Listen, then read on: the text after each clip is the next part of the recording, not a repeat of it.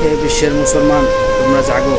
ফিলিস্তিনের ছোট ছোট বাচ্চারা অনাহারে মরতেছে, বোমা হামলায় মরতেছে, তাদেরকে সাহায্য করতে হবে। আল্লাহ, তুমি রহমত করো।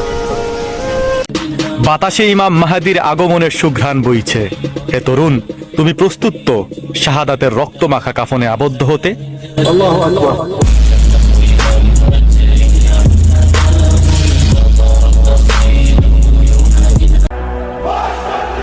ফিলিস্তিনের ভিসা ফ্রি করে দেওয়া হোক।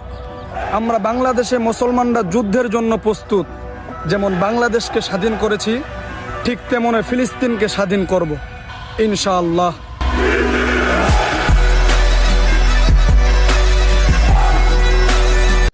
ফিলিস্তিনে মানুষ মরতেছে, কোনো পাখি না। আর এটা দেখার পরও যদি তোমার মন না কাঁদে, তাহলে তুমি মানুষ না।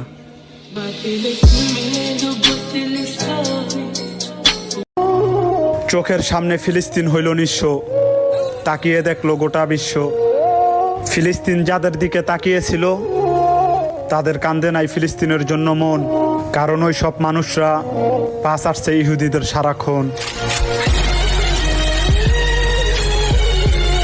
ফিলিস্তিনের পক্ষে, মসজিদ আল আকসার পক্ষে রাজপথে নেমে আসেন। আমাদের ভাইরা ডেকেছেন, আমরা সেই ডাকে সাড়া দিয়েছি। ইয়া আহলাল গাজ্জা, হে বাইতুল মাকদিসের অধিবাসীরা, হে সম্মান ও মর্যাদার অধিকারীরা, আপনারা সাক্ষী থাকেন। শাহজালালের মাটি থেকে আপনারা সালাম দেন, হাজী শরীয়তুল্লাহর মাটি থেকে আপনারা সালাম দেন, মুসলিম বঙ্গ থেকে আপনারা সালাম দেন।